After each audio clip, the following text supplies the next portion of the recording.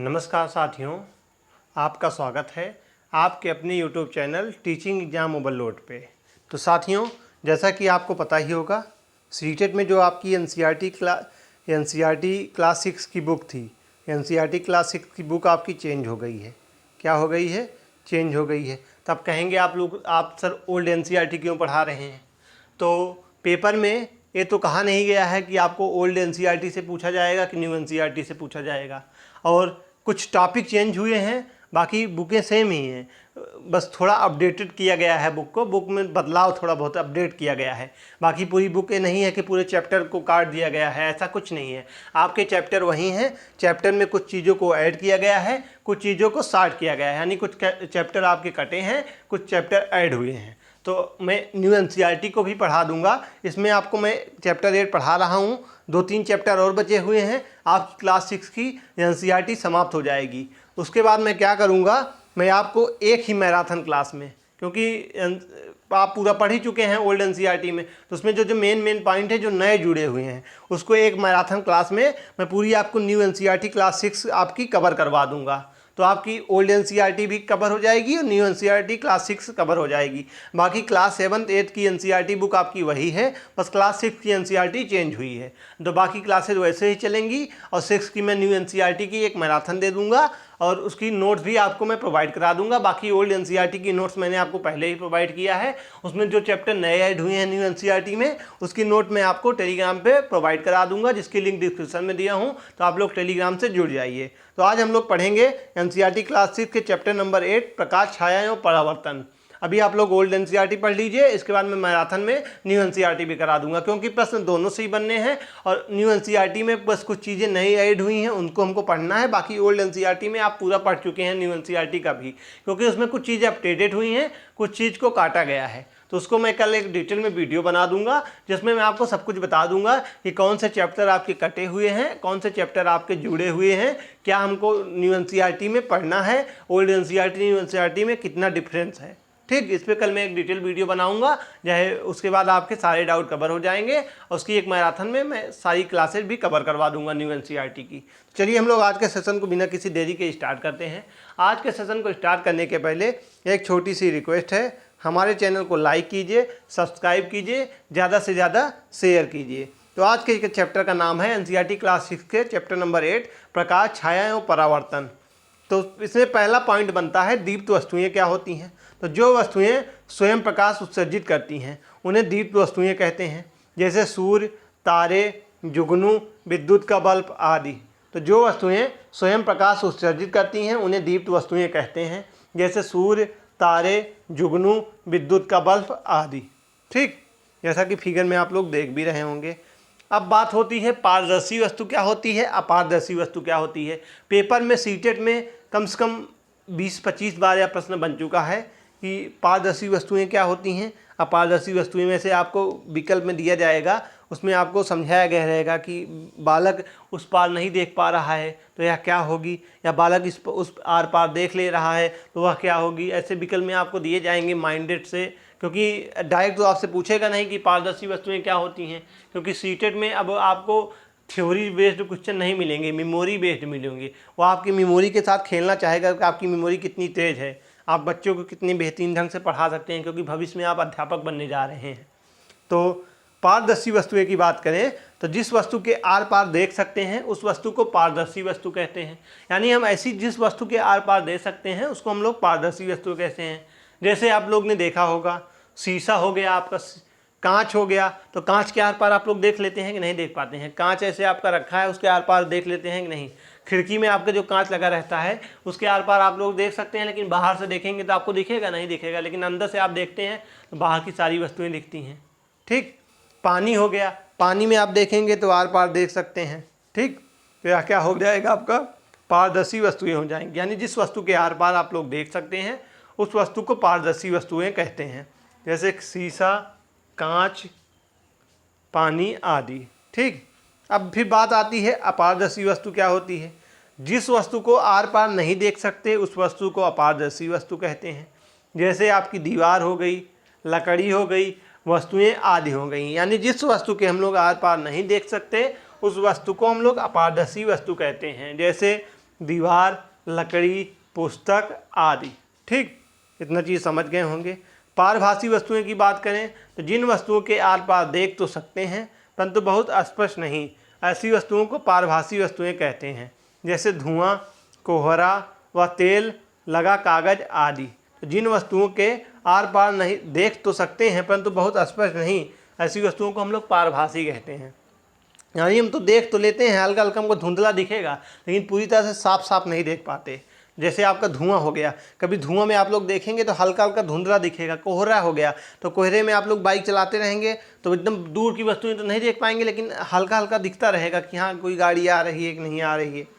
तेल हो गया, तेल में भी आपको हल्का हल्का दिखेगा। कागज़ हो गया, कागज़ में भी आपको हल्का हल्का दिखेगा। तो यह क्या हो गया, आपका पारभासी वस्तुएं हो गई। ठीक, छाया वस्तु क्या होती है? तो हम जानते हैं कि प्रकाश जो होता है या सरल रेखा में गमन करता है। प्रकाश जो होता है या एक सरल रेखा में गमन करता है। जब कोई अपारदर्शी वस्तु इसे रोकती है तो उस वस्तु की छाया बनती है। यानी प्रकाश एक सरल रेखा में गमन करता है, आपको पता ही है। तो जब कोई अपारदर्शी वस्तु होगी वह इसे रोकती है, तो जब कोई अपारदर्शी वस्तु इसे रोकती है तो उस वस्तु की छाया बनती है। जैसे कमरे की दीवार हो गई, इमारतें हो गई, सतह जो छाया की तरह कार्य करते हैं। जैसे आप लोगों ने एक कप देख रहे हैं, कप के इस पार आपको एक कप की छाया बनती दिख रही है ना, तो हमें सूर्य को सीधे कदापि नहीं देखना चाहिए, या हमारी जो आँखों के लिए अत्यंत ही हानिकारक होते हैं। तो हमको कभी भी सूर्य को डायरेक्ट अपनी आँखों से नहीं देखना चाहिए सीधे, या हमारी आँख को काफ़ी नुकसान या हानिकारक हो सकते हैं। प्रकाश क्या होता है? लाइट। लाइट की हम लोग बात करें तो हम प्रकाश के बिना वस्तुएं नहीं देख सकते। प्रकाश वस्तुओं को देखने में सहायता करता है, तो हम प्रकाश के बिना वस्तुएं नहीं देख सकते। प्रकाश वस्तुओं को देखने में सहायता करता है। दर्पण क्या होता है? तो वह वस्तु जिसमें किसी वस्तु का प्रतिबिंब बनता है। जब कांच के एक तरफ लेप लगा हो और दूसरे तरफ चमकदार दिखता हो तो हम उसे दर्पण कहते हैं, जिसमें हम किसी भी छवि को देख सकते हैं। दर्पण एक प्रकाश युक्ति है जो प्रकाश के परावर्तन के आधार पर कार्य करती है, दर्पण कहलाता है। तो वह वस्तु जिसमें किसी वस्तु का प्रतिबिंब बनता हो, या जब कांच के एक तरफ लेप लगा हो और दूसरे तरफ चमकदार दिखता हो तो उसे हम लोग दर्पण कहते हैं, जिसमें हम किसी भी छवि को देख सकते हैं। दर्पण एक प्रकाश युक्ति होती है जो प्रकाश के परावर्तन के आधार पर कार्य करती है, यह दर्पण कहलाता है। जैसा कि फिगर में आप लोगों ने देखा होगा, घर में आप लोगों ने शीशा देखा होगा, तो वह क्या है? दर्पण है आपका। दर्पण, अब बात करें दर्पण कितने प्रकार के होते हैं, तो दर्पण की हम लोग बात करें तो दर्पण दो प्रकार के होते हैं। कौन कौन से? एक आर समतल दर्पण होता है, एक गोली दर्पण होता है। एक आर समतल दर्पण होता है, एक गोली दर्पण होता है। पहले हम लोग आर समतल दर्पण देख लेते हैं। तो जिस दर्पण की परावर्तन सतह समतल होती है उसे समतल दर्पण कहते हैं। यानी जिस दर्पण की परावर्तन सतह जो होती है वह समतल होती है तो उसे हम लोग समतल दर्पण कहते हैं। इसका उपयोग घरों में चेहरा देखने के काम में आता है। जैसे घर में आप लोगों ने शीशा देखा होगा, तो यह कैसा दर्पण है? या आर समतल दर्पण कहलाता है। वस्तु का बिंब ऐसी स्थिति में तथा ऐसे आकार का बनता है कि दर्पण का तल वस्तु और बिंब के संगत बिंदुओं को मिलाने वाले रेखाओं के लंबवत पड़ता है और उन्हें समद्विभाजित करता है। वस्तु का कोई भाग दर्पण से जितनी दूर आगे स्थित होता है उसका बिंब दर्पण में उतनी ही दूर पीछे बनता है। इसके फलस्वरूप बिंब के पास बदलते हुए प्रतीत होते हैं। इस क्रिया को पार्श्विक उत्क्रमण कहते हैं। बिंब की स्थिति केवल वस्तु और दर्पण की स्थिति पर निर्भर करती है, देखने वाली की स्थिति पर नहीं। ठीक, समतल दर्पण से बनने वाली बिंब आभासी या वर्चुअल होती है, क्योंकि परावर्तित जो किरणें होती हैं वह किसी एक बिंदु पर मिलती नहीं हैं, वरन बिंब से अपसित या डाइवर्जन होती हैं, हुई प्रतीत होती हैं। इसलिए ये किरणें किसी पर्दे पर वस्तु के वास्तविक रियल बिंब का निर्माण नहीं कर सकती हैं। गोली दर्पण की बात करें तो गोली दर्पण जो होता है या कांच के खोखले गोले का एक भाग होता है जिसकी एक सतह पर पालिश की जाती है। गोली दर्पण जो होते हैं आपके या दो प्रकार के होते हैं, एक अवतल दर्पण, एक उत्तल दर्पण। अब मैं आपसे एक प्रश्न पूछता हूँ, इस प्रश्न का उत्तर आप लोग सभी लोग जो भी वीडियो देखेंगे कमेंट में आप लोग ज़रूर बताइएगा। आपका जो गाड़ी का लेंस होता है, गाड़ी में जो साइड ग्लास लगा हुआ होता है, उसमें कौन से दर्पण का प्रयोग किया जाता है? यह प्रश्न पेपर में बन चुका है सीटेट में। इसके अलावा बिहार शिक्षक भर्ती में भी यह प्रश्न पूछा गया है। तो बताइए ऐसा कौन सा दर्पण है, गोलीय दर्पण का कौन सा पार्ट है जिस मतलब या आप लोग ऐसे बताइए ऐसा कौन सा दर्पण है जो आपके गाड़ी के साइड ग्लास में यूज किया जाता है, बता सकते हैं? तो इसका कमेंट का सब लोग आप कमेंट करके इस प्रश्न का जवाब जरूर दीजिएगा। देखते हैं कितने लोगों का यह प्रश्न सही होता है, क्योंकि यह प्रश्न बहुत इंपॉर्टेंट प्रश्न है, इसको हल्के में मत लीजिएगा आप लोग। तो गोलीय दर्पण कांच के खोखले गोले का एक भाग होता है जिसकी एक सतह पर पॉलिश की जाती है। गोलीय दर्पण दो प्रकार के होते हैं, अवतल दर्पण, उत्तल दर्पण। अब बात कर लें हम लोग उत्तल दर्पण की। उत्तल दर्पण क्या होता है? तो इस गोलीय दर्पण में परावर्तक सतह बाहर की ओर उभरा हुआ रहता है। इस प्रकार के दर्पण को उत्तल दर्पण कहते हैं। तो इस गोलीय दर्पण में परावर्तक सतह बाहर की ओर से उभरा हुआ रहता है। इस प्रकार के दर्पण को उत्तल दर्पण कहते हैं। इस प्रकार उत्तल दर्पण की दृष्टि क्षेत्र फील्ड व्यू अधिक होता है, इसलिए इसे ट्रक चालकों या मोटर कारों में चालक के बगल में लगाया जाता है। सड़क में लगे परावर्तक लैंपों में उत्तल दर्पण का प्रयोग किया जाता है। विस्तार क्षेत्र अधिक होने के कारण ये प्रकाश को अधिक क्षेत्र में फैलाते हैं। तो उत्तल दर्पण की बात करें हम लोग तो यह एक गोलीय दर्पण में परावर्तक सतह बाहर की ओर से क्या रहता है, उभरा हुआ रहता है। इस प्रकार के दर्पण को हम लोग उत्तल दर्पण कहते हैं।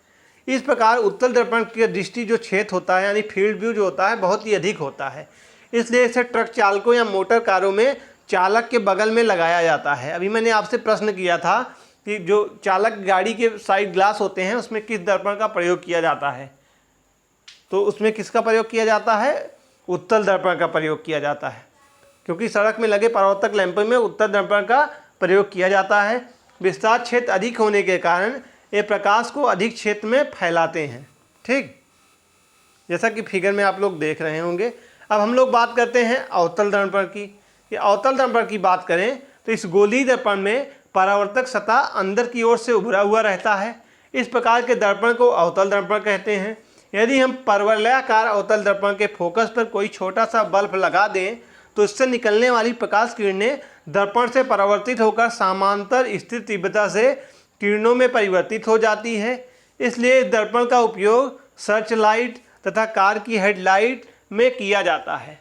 तो अगर हम अवतल दर्पण की बात करें हम लोग तो इसे यह गोलीय दर्पण में परावर्तक सतह के अंदर की ओर से उभरा हुआ रहता है। इस प्रकार के दर्पण को अवतल दर्पण कहते हैं। अब बात आती है अवतल दर्पण का प्रयोग कहाँ होता है। तो यदि हम परवलयाकार अवतल दर्पण के फोकस पर कोई छोटा सा बल्ब लगा देते हैं तो उसमें निकलने वाली प्रकाश किरणें दर्पण से परावर्तित होकर समांतर स्थिर तीव्रता की ओर किरणों में परावर्तित हो जाती है। इसलिए इस दर्पण का उपयोग आपका सर्च लाइट हो गया, कार की हेडलाइट में किया जाता है। कहाँ किया जाता है? कार की हेडलाइट, टार्च हो गई आपकी, ठीक, सर्च लाइट हो गई, उसमें आपका प्रयोग किया जाता है। अब बात आती है परावर्तन क्या होता है। तो जब कोई प्रकाश की किरण किसी एक माध्यम से दूसरे माध्यम में प्रवेश करती हो, परावर्तक पृष्ठ से टकराकर वापस उसी माध्यम में लौट आती है, तो इस घटना को प्रकाश का परावर्तन कहते हैं। किसी समतल सतह से टकराकर प्रकाश के वापस उसी माध्यम में लौट आने को परावर्तन कहते हैं। तो जब कोई प्रकाश की किरण किसी एक माध्यम से दूसरे माध्यम में प्रवेश करती है तो परावर्तक पृष्ठ से टकराकर वापस उसी माध्यम में लौट आती है। इस घटना को प्रकाश का परावर्तन कहते हैं। किसी समतल सतह से टकराकर प्रकाश के वापस उसी माध्यम में लौट आने को परावर्तन कहते हैं। झील अथवा तालाब के पानी में पेड़ों, इमारतों तथा अन्य वस्तुओं के परावर्तन देखते रहते हैं हम लोग, परावर्तन देखते रहते हैं। ठीक, झील अथवा तालाब के पानी में, पेड़ों में, इमारतों तथा अन्य वस्तुओं में परावर्तन हम लोग देखते रहते हैं। सूची सिद्ध कैमरा क्या होता है? तो यह एक सरल कैमरा होता है जो लकड़ी अथवा गत्ते के बक्से से बनाया जाता है। सूची सिद्ध कैमरे की बनावट जो होती है, या सूची सिद्ध कैमरा बनाने के लिए दो ऐसे बॉक्स लीजिए जिसमें एक बॉक्स दूसरे के भीतर बिना अंतराल के सरक सकें। दोनों बॉक्सों का एक एक छोटा फलक काट दीजिए। सूची छिद्र प्रतिबंध तब संभव है जब प्रकाश केवल सरल रेखा में गमन करे। सूची छिद्र कैमरे से सूर्य के तीव्र प्रकाश में सड़क पर गतिमान वाहनों एवं व्यक्तियों को देखें, जैसा कि फिगर में आप लोग देख भी रहे होंगे। तो आज का लेसन यही समाप्त होता है। आज के सेशन में हम लोगों ने पढ़ा प्रकाश क्या होता है, छाया क्या होती है, परावर्तन क्या होते हैं, पारदर्शी अपारदर्शी क्या होता है, अपारभासी क्या होता है, जो कि बहुत ही इम्पॉर्टेंट चैप्टर था। यहाँ से पेपर में हर बार आपको 1 से 2 नंबर के प्रश्न जरूर देखने को मिलते हैं। तो मैं आशा करता हूँ यह चैप्टर आपको आसानी से समझ में आया होगा। ऐसे ही सेशन देखने के लिए हमारे चैनल के साथ जुड़े रहिए। हमारे चैनल को लाइक कीजिए, सब्सक्राइब कीजिए, ज़्यादा से ज़्यादा शेयर कीजिए तथा क्लासेस की नोट्स और PDF प्राप्त करना चाहते हैं तो डिस्क्रिप्शन बॉक्स में मैंने टेलीग्राम का लिंक दिया हूँ। आप लोग उस लिंक से जुड़कर टेलीग्राम से जुड़ जाइए। वहाँ पे क्लासेस की नोट्स PDF सब आपको वहीं मिल जाएंगी। तो मैं आशा करता हूँ आप लोग क्लास अच्छे से समझे होंगे। कमेंट में ज़रूर बताइएगा आपको क्लास कैसी लगी। कल फिर मिलते हैं किसी नए सेशन के साथ। तब तक के लिए जय हिंद, वंदे मातरम।